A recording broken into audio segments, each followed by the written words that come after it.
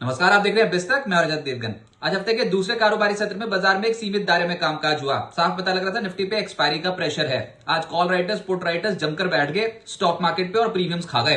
अब हुआ ये कि अंतर्राष्ट्रीय बाजारों में अमेरिकन मार्केट संकेत ठीक थे। गिफ्ट ने बताया था कि 60 पॉइंट्स ऊपर जाएंगे, लेकिन बैक ऑफ द माइंड ये थी कि पिछले सत्र में बहुत स्ट्रॉन्ग खरीदारी हो चुकी है, तो आज उतना स्ट्रॉन्ग फॉलोअप मिलेगा ही नहीं। बाजार ऊपर जाएगा और फंस जाएगा। अच्छा, आज चला क्या? आज चली सरकारी कंपनियां, railway stocks, energy stocks, metal mining stocks, यहां पर तेजी थी। सरकारी ठप्पे वाली कंपनियों का बोलबाला था। और जो लार्ज कैप्स में जहां पर उम्मीद थी, जैसे कि IT, financials, banks, private banks या फिर सरकारी बैंक्स, वहां पर कुछ भी नहीं हो रहा था। तो बाजार में साफ तौर पे पता लग रहा था बजट रैली का इंपैक्ट है, सरकारी कंपनियों का बोलबाला है और बाकी की मार्केट बिल्कुल अलग परफॉर्म कर रही है। बिखर गया था मार्केट। आज ओपन हुए हम 26,205 के लेवल पे, उसके बाद नीचे जाना शुरू कर दिया। 26,119 आज के दिन का लो है, लेकिन फिर शुरुआती 1 घंटे की रेंज में बाजार फंस गया। दोपहर को एकदम से स्पाइक अप कर गया था मार्केट, 26,233 के लेवल पे पहुंच गया था। कॉल प्रीमियम्स एकदम से शूट अप हो गए थे, लेकिन क्योंकि बहुत स्ट्रॉन्ग हायर स्तरों पे ओपन इंटरेस्ट खड़ा था, तो फिर ऊपरी स्तरों पर मुनाफा वसूली ही देखने को मिली है। और क्लोजिंग निफ्टी की आई है 26,177 के लेवल की। क्लोज टू क्लोज देखोगे तो 4 पॉइंट्स का बदलाव निफ्टी में नजर आएगा, लेकिन हम झूल गए। इंट्राडे में उतार चढ़ाव, जिगजैग मूवमेंट ज्यादा देखने को मिल रही थी। बैंक निफ्टी से भी नहीं हो पाया। 59,299 के लेवल की क्लोजिंग है, मात्र 4 पॉइंट गिरकर, और सेंसेक्स 42 पॉइंट गिरकर 85,524 के लेवल पे हो गया बंद।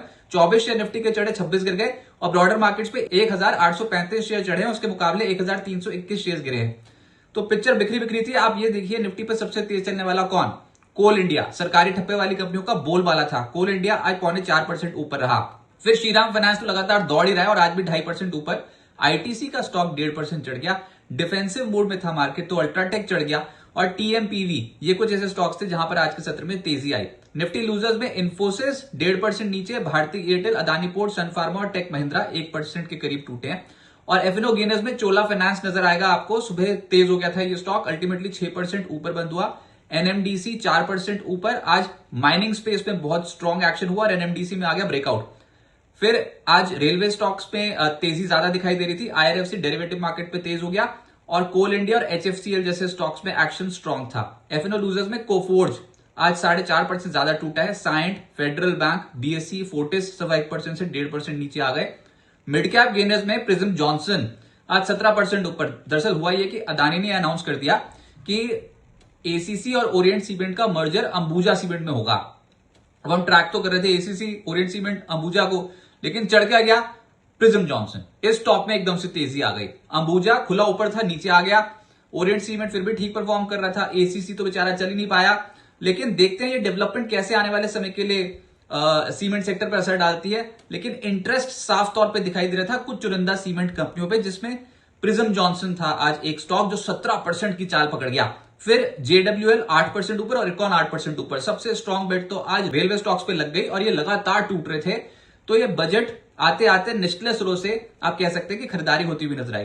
फिर जीपीआईएल 7% ऊपर, आईएफसीआई 7% ऊपर और नजारा भी 6% चढ़ गया। मिड कैप लूजर्स में मीशो आज सरेंडर कर गया, 7% नीचे आ गया ये स्टॉक। तो पार्टी ओवर, ऊपरी स्तरों पर मुनाफा वसूली। सिग्नेटरी टेक 4.5% नीचे। Patel engineering, spark, vector food करीब करीब 4% टूटे और कार्ड रेट भी 0.4% नीचे आ गया। सेक्टर रेलवे पसंद आया मार्केट को, बहुत स्ट्रॉन्ग खरीदारी हुई है लोअर लेवल्स पे। जेडब्ल्यूएल पिछले 2 दिनों से धूम मचा रहा है, आज 8% चढ़ गया। कल 19-20% के आसपास पहले चढ़ा हुआ था।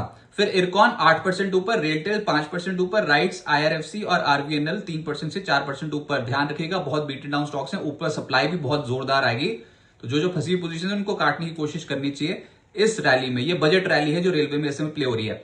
फिर पीएसयूज में सीपीएससी, पीएससी, इस इंडेक्स पे खरीदारी ज्यादा दिखाई दे रही थी। एनएलसी इंडिया 4.5% ऊपर, एनएमडीसी 4% ऊपर, कोल इंडिया 0.4% चढ़ गया। आज माइनिंग स्पेस में बहुत अट्रैक्टिव बैट लगी है।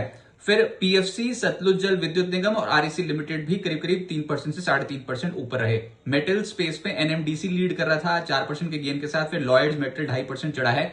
स्टील अथॉरिटी, हिंद कॉपर और वेल्सपन कॉप में भी खरीदारी होती हुई नजर आई। फाइनेंशियल्स में चोला फाइनेंस लीड कर रहा था। पिछले कुछ दिनों से लगातार टूट रहा था स्टॉक, लेकिन निचले स्रोत से कंपनी क्लैरिफिकेशन के बाद लोअर एंड पे कुछ खरीदारी होती हुई नजर आई है। 6% ये स्टॉक ऊपर रहा।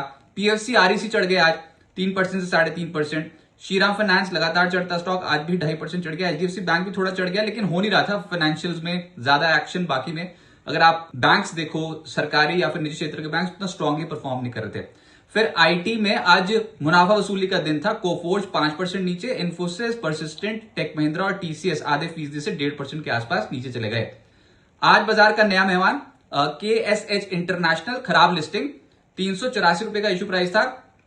ये तो वैसे पूरा सब्सक्राइब भी नहीं हुआ था इश्यू, लेकिन चलो ओपनिंग जो हुई वो है 370 रुपए की और लगभग 3.5% नीचे, और क्लोजिंग जो आई वो आई 355 रुपए की, यानी कि 7.5% का डेंट अपने ओपनिंग पे, डेब्यू पे पहले ही दिन इस स्टॉक में देखने को मिला। निवेशकों को हो गया नुकसान।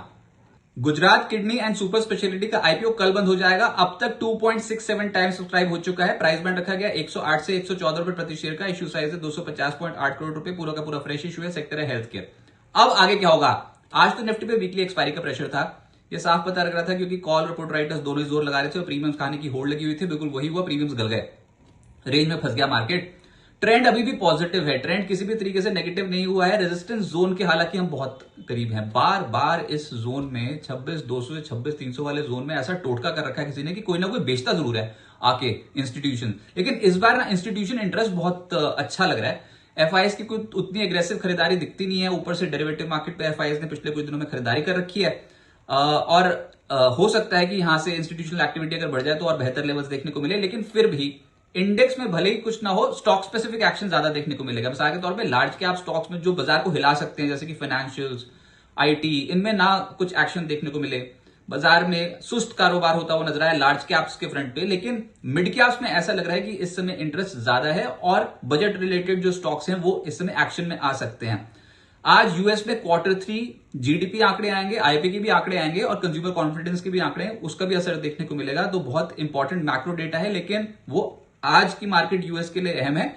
उसके बाद कल तो वो हाफ डे पे है और 25 दिसंबर की है छुट्टी। 25 दिसंबर को हमारे यहां पर भी छुट्टी है, तो ट्रंकेटेड हफ्ता है, वॉल्यूम्स थिन हो सकते हैं, ध्यान रखिएगा। कम वॉल्यूम्स में कामकाज होगा तो उसमें शेयर्स में अफलातून चाल देखने को मिलती है।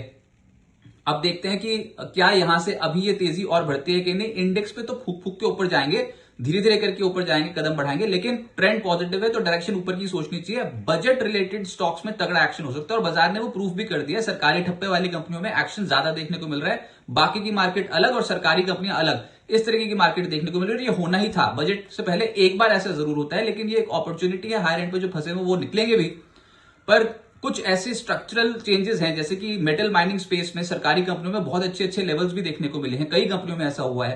मिसाल के तौर पे आज एनएमडीसी जैसे स्टॉक में, कोल इंडिया जैसे स्टॉक में बहुत ही धाकड़ चाल बनती हुई नजर आई, तो डिप्स में ऐड करने वाले स्टॉक्स बन सकते हैं। तो कुछ चुनिंदा सरकारी कंपनियां अभी भी आउट परफॉर्म कर सकती हैं और बाजार में बहुत काउंटर स्पेसिफिक अप्रोच रहेगी। मिड कैप्स का जोर ज्यादा रहेगा। इंडेक्स पे कोई भी बदलाव नहीं किया गया क्योंकि मार्केट में कुछ हुआ आज के सत्र में, क्लोज टू क्लोज बेसिस पे कोई बड़ा चेंज भी नहीं हुआ, एक रेंज में फंसे रहे।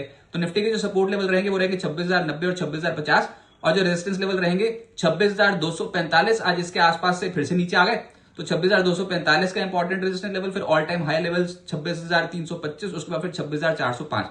ये इंपॉर्टेंट लेवल है जो निफ्टी के रेजिस्टेंस लेवल रहेंगे। लेकिन बाजार में आप भले ही एक रेंज में पड़े रहो, लेकिन आप ये समझिए कि आप रिकॉर्ड हाई लेवल्स के आसपास हो और ऐसे मार्केट में अपॉर्चुनिटी ढूंढनी चाहिए डिप्स में ऐड करने की।